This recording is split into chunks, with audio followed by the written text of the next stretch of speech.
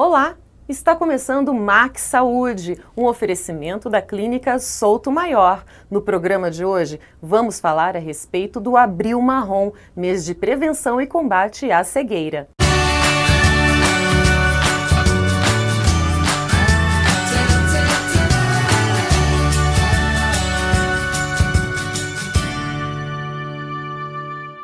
Segundo o Conselho Brasileiro de Oftalmologia, existem 1,2 milhões de cegos no Brasil, mas a Organização Mundial da Saúde estima que 80% desses casos poderiam ter sido evitados se tratados e acompanhados com um médico oftalmologista.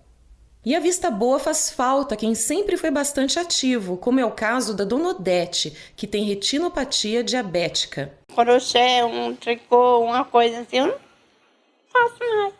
Televisão também eu assisto, mas assim, se eu querer ver o olho da pessoa, eu não consigo. E para lembrar a população sobre os diversos tipos de cegueira, foi criado o Abril Marrom, que é a cor predominante da íris da maioria dos brasileiros. A especialista em saúde ocular, doutora Fátima Souto, explica quais doenças requerem mais atenção. A catarata, o glaucoma, a retinopatia diabética e a doença do idoso, que é a degeneração macular relacionada à idade. Todas elas têm medidas preventivas, então a gente se trata delas esse mês. No caso dos diabéticos, doutora Fátima faz um alerta especial. A retinopatia diabética ela tem várias fases. Ela começa na fase 1, que é uma fase apenas de aparecimento de pequenas alterações no fundo do olho, o paciente não sente nada. Fase 2, já começa a ter um certo bloqueio vascular, o paciente não sente nada. Fase 3, começa a retina sofrer um certo grau de isquemia, de sofrimento, porque não está sendo oxigenada direito, o paciente também não sente nada. E aí, na fase mais avançada, que é uma fase que começa a aparecer grande quantidade de alterações no fundo do olho, eles começam a sentir embaçamento, manchas, moscas,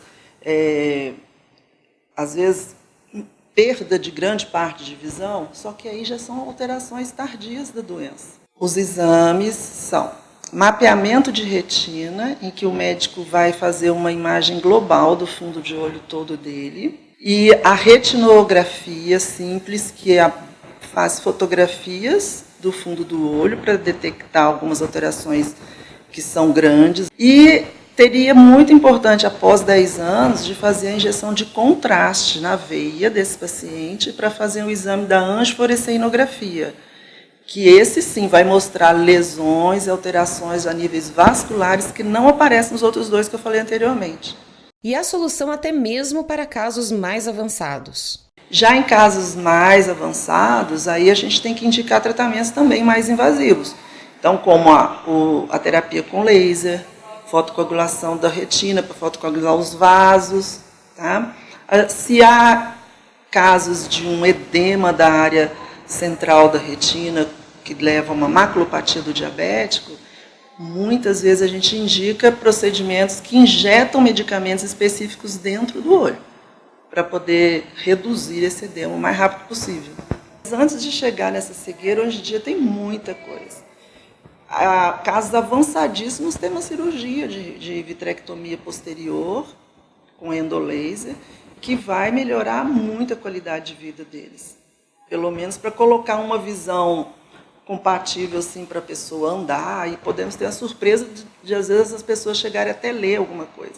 E não falamos apenas de adultos. No Brasil, estima-se que 30 mil crianças sejam cegas e outras 140 mil possuem baixa visão. A doutora Fátima Souto vai falar mais a respeito da prevenção à cegueira infantil. A cegueira ela pode acontecer por uma forma genética, uma forma de doenças adquiridas na gestação da mãe dessa criança, algumas doenças como rubéola, toxoplasmose, né? Pode ser também acontecer por uma criança que nasce prematura, pode que o olho não se formou totalmente, e aí ela vem desenvolver uma retinopatia da prematuridade. Essas são as doenças que levam à cegueira. Pensando em forma genética, tem a catarata, tem o glaucoma, tá? Em pensando em doenças infecciosas, é que digo a rubéola ou a toxoplasmose, que se tratadas na mãe, podem não levar lesões graves à criança.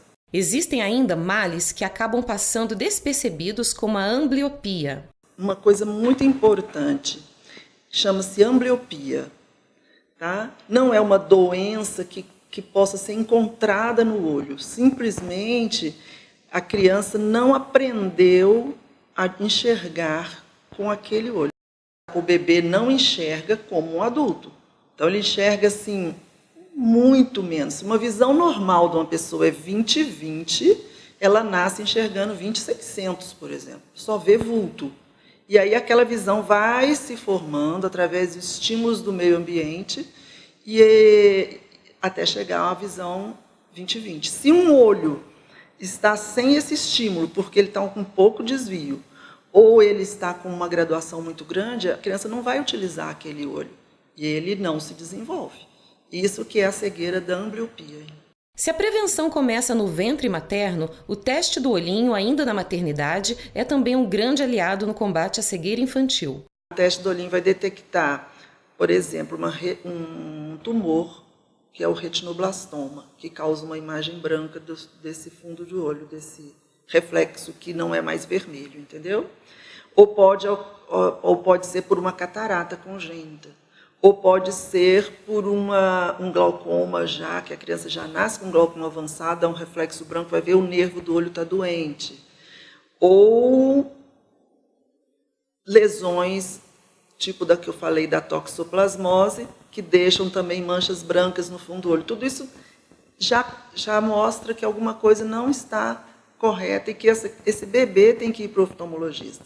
Com os avanços da medicina, pelo menos 70% das causas de cegueira infantil podem ser prevenidas ou tratadas. No dia a dia, os pais podem estar atentos. Os pais fiquem atentos para levar, como lacrimejamento, fotofobia, que a criança acha muito ruim olhar para a luz, entendeu?